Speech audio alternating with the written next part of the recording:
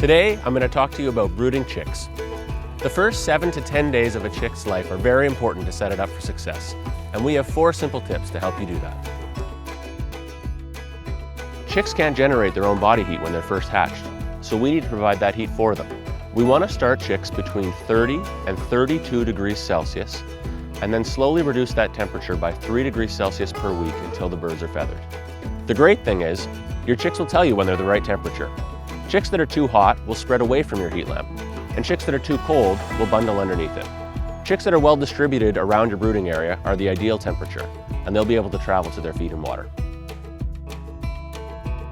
More light for your chicks will mean more feed intake and better growth.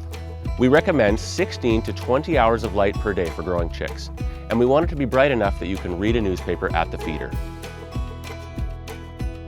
Dry chicks are healthy chicks.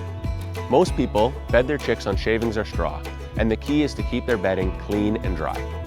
Use enough bedding for insulation, usually 2 to 4 inches, and replace it if it gets wet or begins to cake.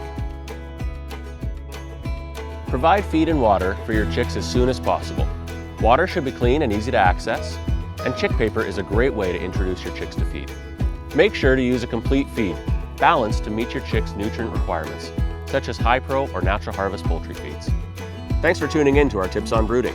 Please check out our other poultry videos and subscribe to our YouTube channel. You can also find more information about our products at www.trownutrition.ca.